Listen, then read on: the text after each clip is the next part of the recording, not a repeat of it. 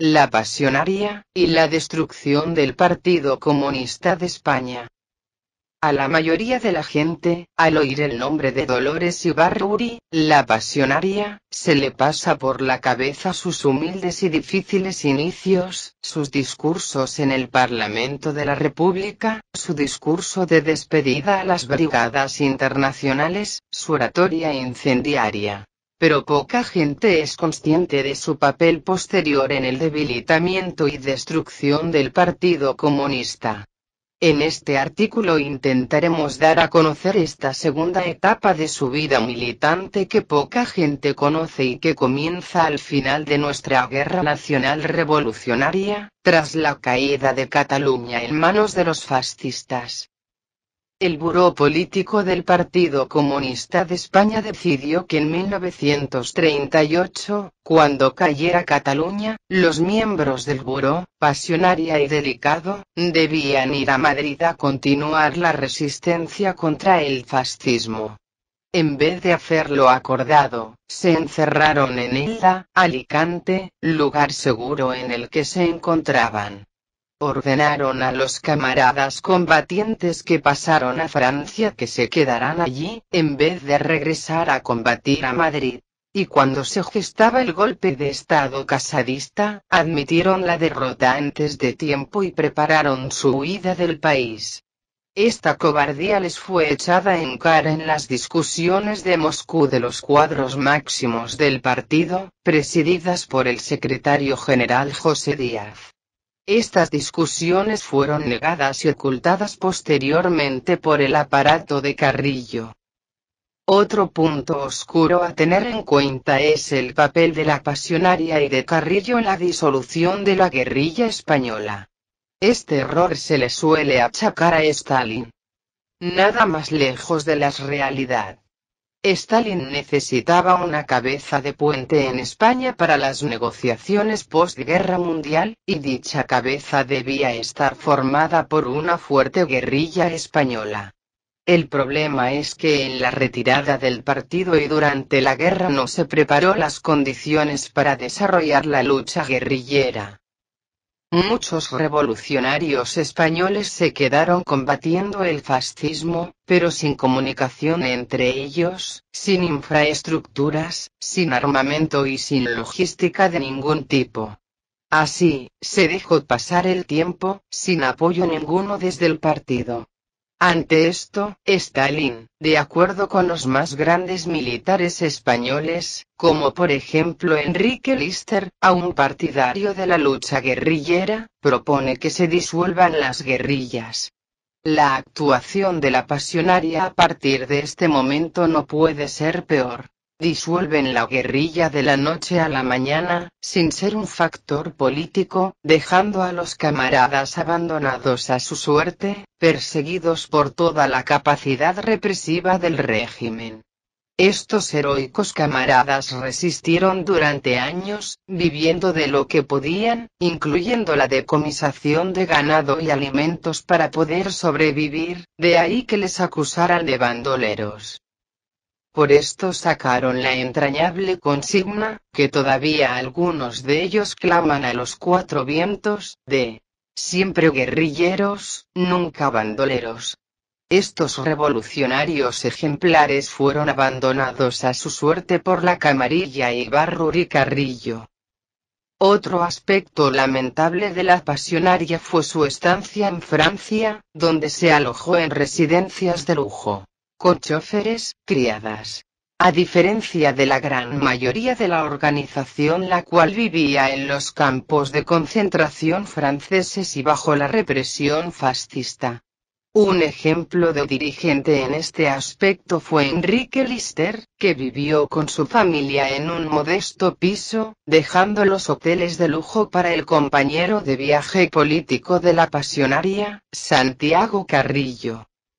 La Pasionaria usaba su cargo para que le concedieran ventajas y favores con respecto al resto de camaradas. Un ejemplo de ello fue su relación con el miembro del Comité Central, Antón, el cual adoptó una conducta tiránica y déspota con el resto de camaradas.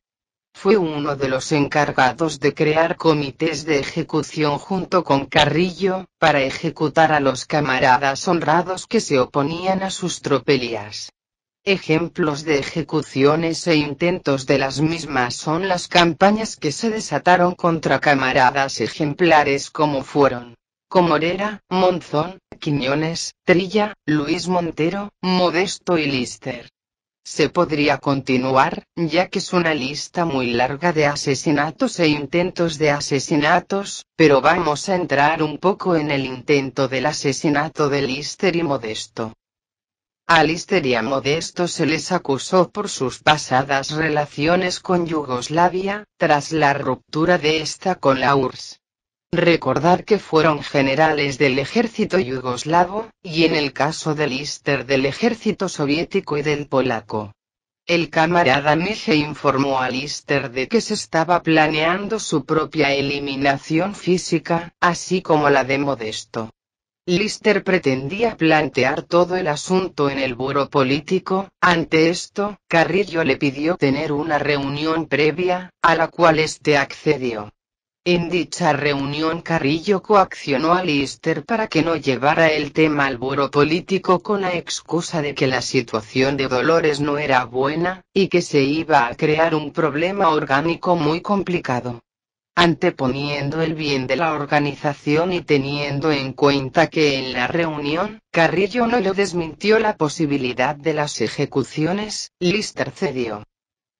En 1961 Lister se reunió en La Habana con el camarada Vicente Uribe, donde este último le contó cómo se planeó su asesinato.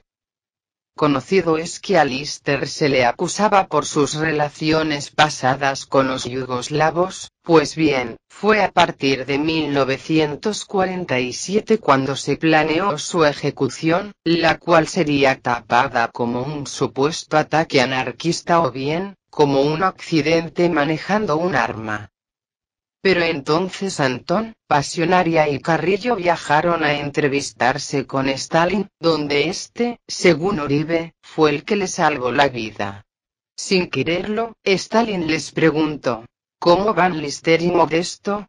Dolores respondió: bien, Lister forma parte del buró político y Modesto del comité central, y los dos están trabajando bien, a lo que Stalin agregó: me alegro, pues aquí también hicieron los dos un buen trabajo.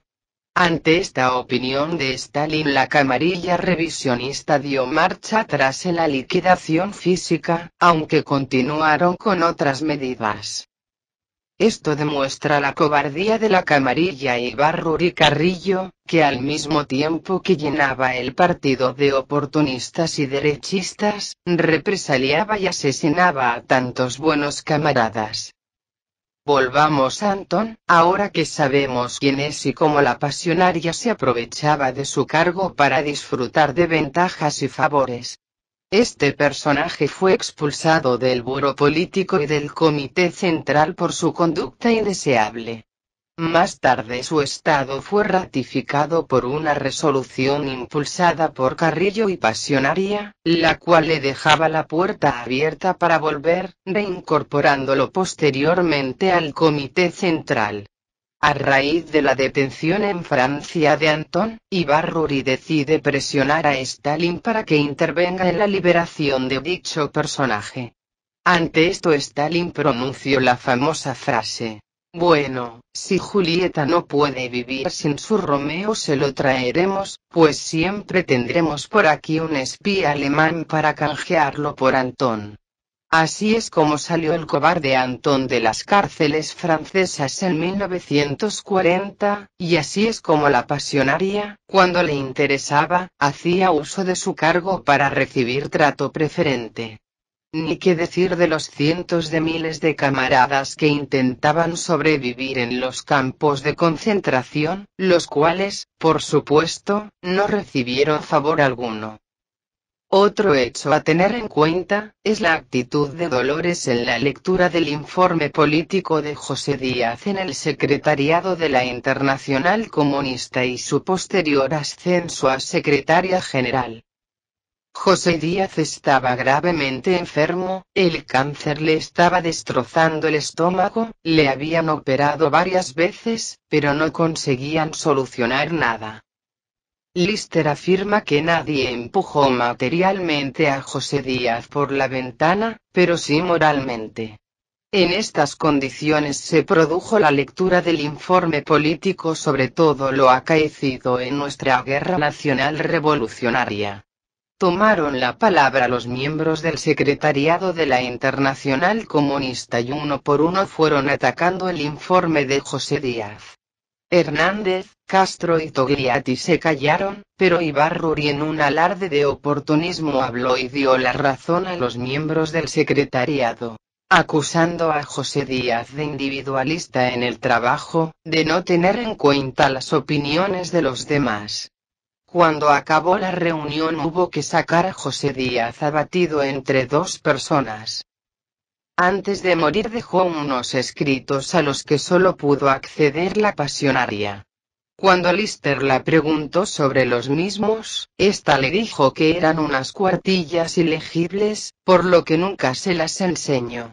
Según Lister, José Díaz dejó un verdadero testamento en el que plasmaba sus opiniones sobre todos los miembros del buró político, incluida Dolores.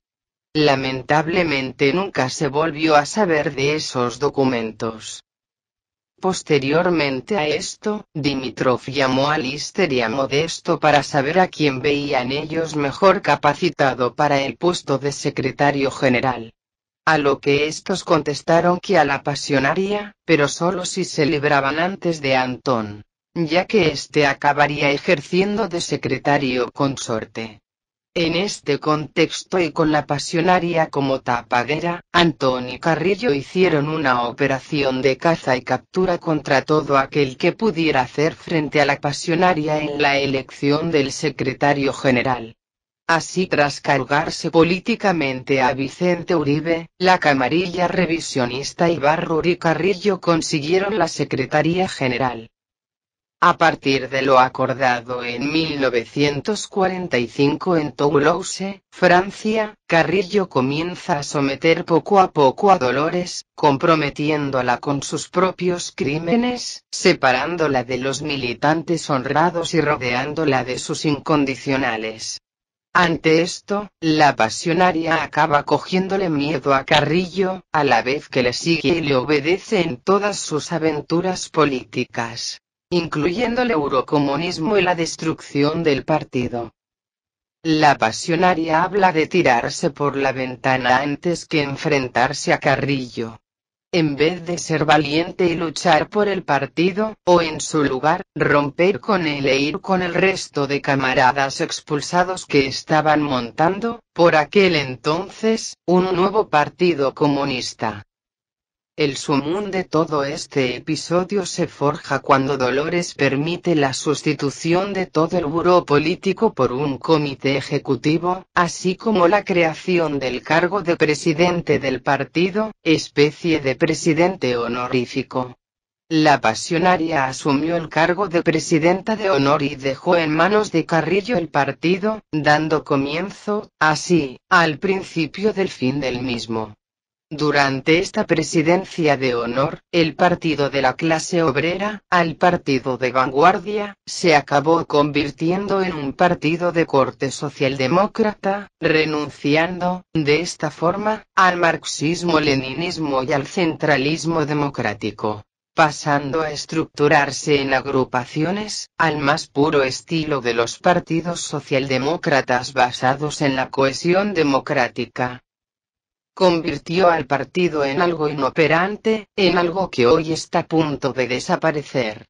Lo peor de todo, es que cuando esto por fin suceda y el Partido Comunista de España se disuelva, la clase obrera ni se enterará, ya que hace más de 30 años que el Partido Comunista en España no existe. Esperamos que los destacamentos comunistas que hay por todo el Estado caminen pronto hacia la unidad comunista. Porque digan lo que digan hoy, los medios de comunicación de la burguesía, la clase obrera necesita dotarse del Partido Comunista más que nunca. Esperamos que estas pequeñas notas hayan servido para esclarecer algunos periodos básicos en la historia del Partido Comunista de España, de cara a entender su actual situación.